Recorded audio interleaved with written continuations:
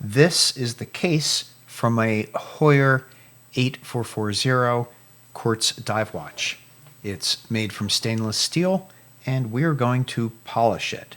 Before we do, I just want to make a note of some distinguishing features. The top of the case, this entire surface, is all brushed. So it's brushed in a circular pattern. So we're going to polish the entire case, and then we're going to try to restore that circular brushed pattern. The sides have quite a few micro scratches. No great big gouges. I think that we'll be able to polish out these little scratches. So this surface, this side surface, is polished. And there's also a decorative bevel here on the side as you start going out onto the lug. This is also polished, and this part is brushed. And that brushed part becomes part of the top of the watch. So let's take a look at any major blemishes that are on this case. And right now it looks pretty good. And there's a scratch, which hopefully we'll be able to get out of the side on that polished face. Just a whole bunch of little micro scratches. There's two faces on either side of the crown protector. These are also polished. The underside of the case is entirely polished.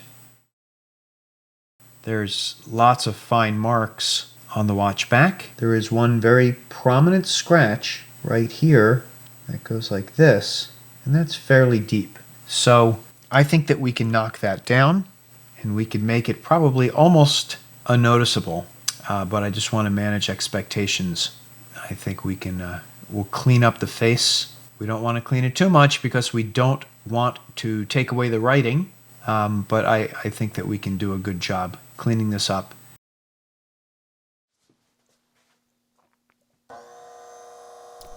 Taking a close look at the individual surfaces will help us maintain the body lines when we're polishing. I'm treating each bevel as a separate surface. I also alternate moving the piece forward and back and then side to side so I don't get directional brush marks.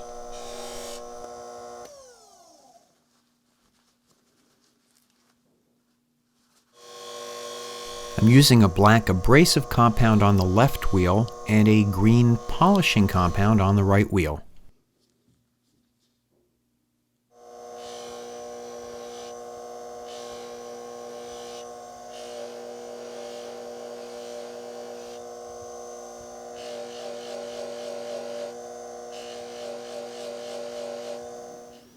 Hey, look at that. We can start to see the camera. Here I'm using isopropyl alcohol to clean out any compound that accumulated in the lug cutouts.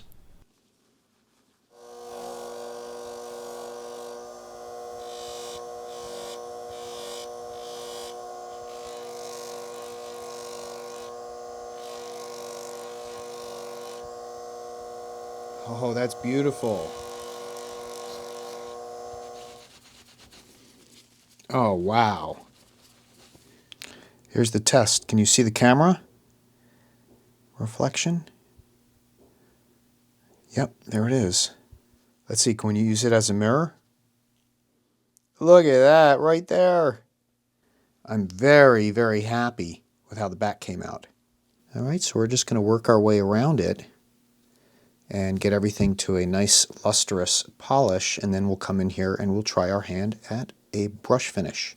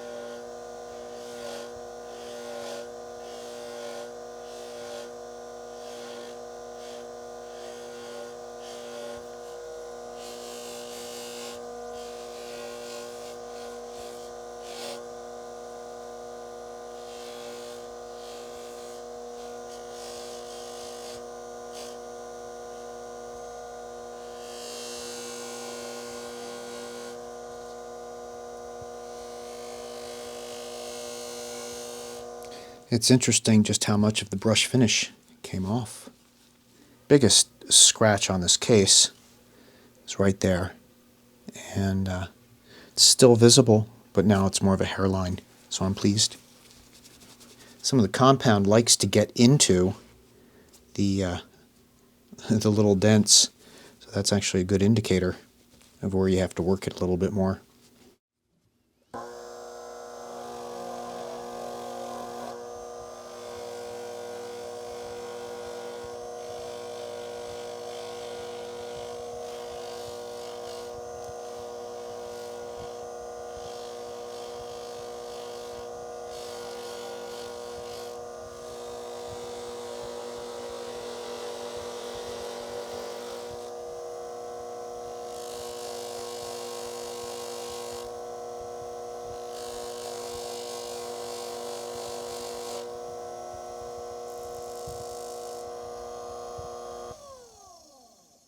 It sounds like the wheel needs a little haircut.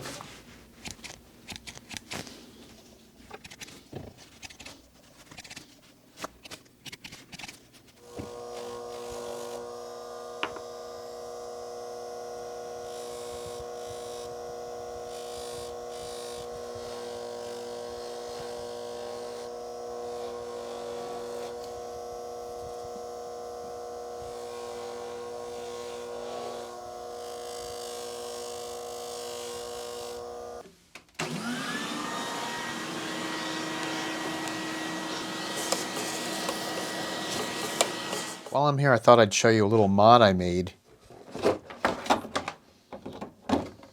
So this plastic backsplash is just the top from a cake that I got at my wholesale center.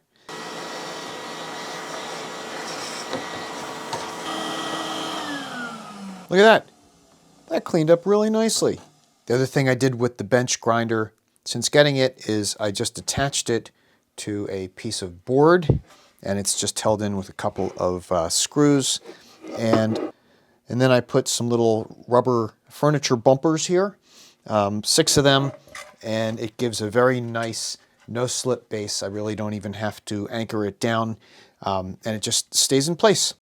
I'm cleaning off the compound in my small ultrasonic cleaner with warm water and dish soap. I made a video of my new 3-step watch parts cleaning method. I'll put a link above, but for this project the fancy process would have been overkill.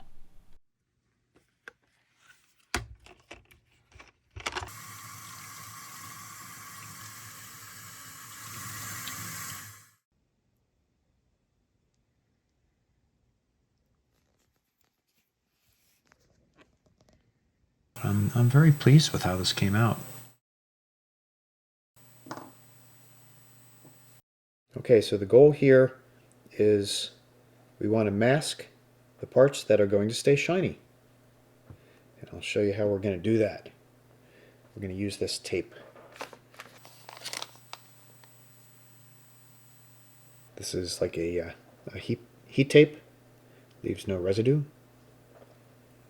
So I've never masked with this before, so we're going to give it a try. Got to get a feeling for how it handles. Well, it cuts nice. That's encouraging. And so here's my technique. I like to use my blade to help position it. I'm going to place it on, and then we're going to trim. And we'll see if we can mask it cleanly.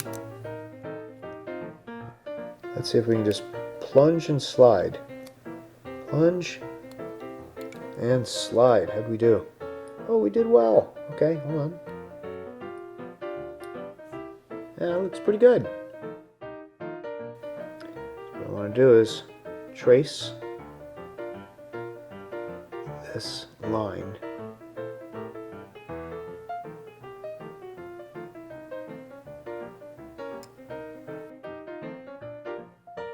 So the yellow tape is just covering the part that we want to keep mirrored, and that way when we brush the top, the mirror stays preserved. So we'll just make sure that's nice and burnished down.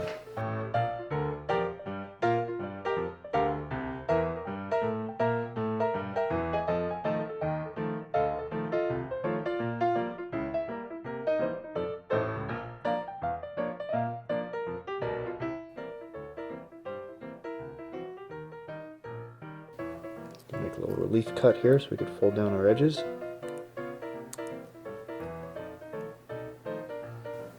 Another relief cut. Fold. And I am going to add a little bit of tape right on the bottom here to protect those corners. Let me see if I put some of this tape down on my mat. Without slicing up my mat, can I make some little thin pieces to work with? There we go.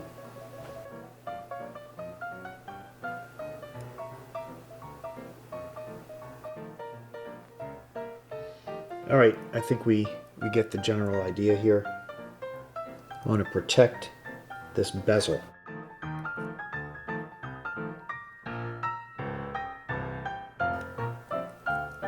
Just the one layer, thank you. A couple of relief cuts.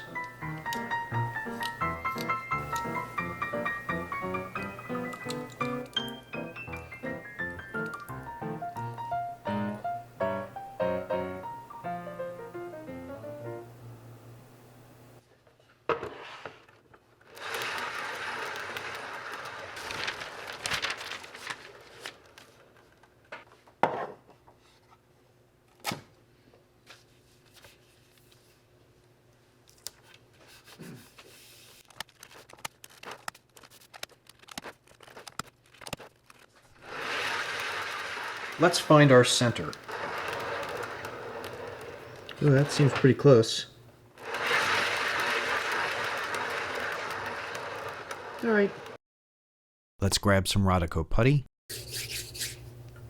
Let's call this a 40 millimeter diameter, 40 times 3.14159.265, approximately pi. When we multiply that, we're looking at 130 millimeters. So we're just going to try to get this stuck on here. That worked out lovely. Eyeball it onto that little center mark that we made. Let's just secure it down.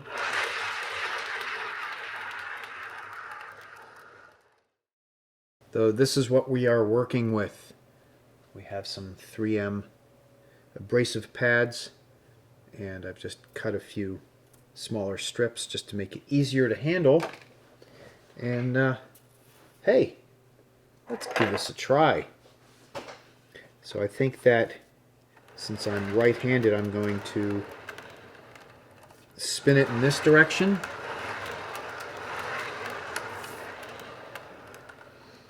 So here we go. 2, 3, 4, 5, 6, 7, 8, 9, 10.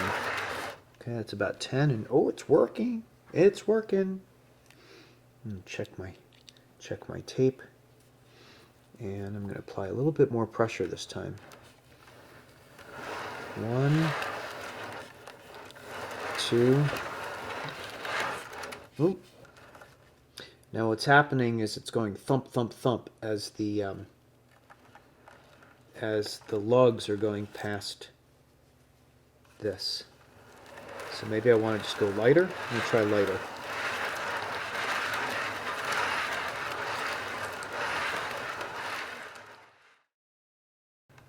It's actually working. Okay. I want to come down a little bit lower now to get the ends of the lugs.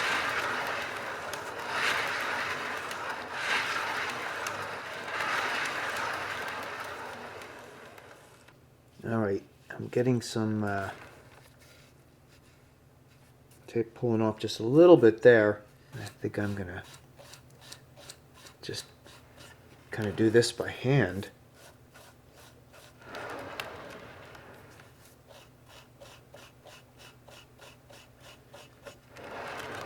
I don't know if you can see what I'm doing here, but I'm just getting the ends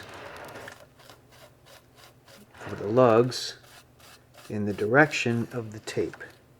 See if I can get the edges here.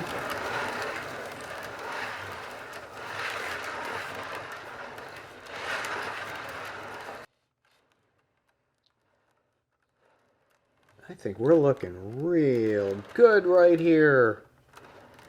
Okay.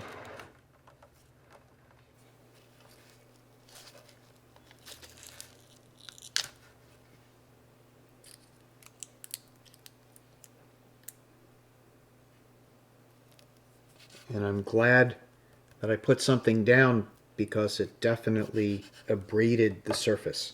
So better abrade this paper than abrade my Lazy Susan.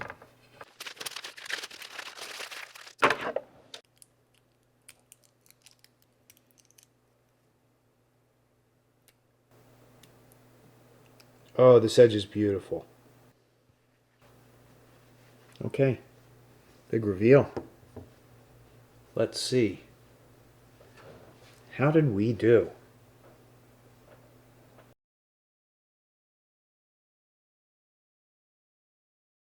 There's a look at the top brushed finish with the circular brush mark that feathers down into the lugs.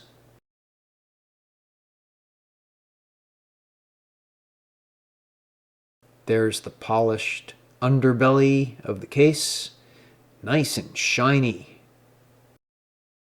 Simulated assembly. There we go. Go backwards. Drop that on there. Oh, that is so nice. Okay. Well, here is the back of it. There's the business side. You can definitely see the brushing contrasting with the polished sides. It just feels like butter. There's no sharp edges, but we were able to keep our bevel lines. There was no loss of the writing on the back.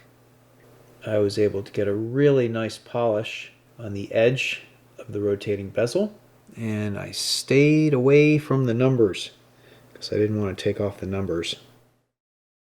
I can't wait to get in the new crystal and the new crystal gasket. We got the movement completely taken apart, completely cleaned, and completely put back together. And I'm looking forward to getting this back on my buddy's wrist so he can enjoy it as much as I've enjoyed taking it apart and playing with it. So with that, I'm going to wrap up this episode. My name is Mike. The channel is Watch with Mike. If you like this kind of content, please give the video a thumbs up and consider subscribing. Be good, be well, and be safe, and I look forward to our next time together. Bye-bye.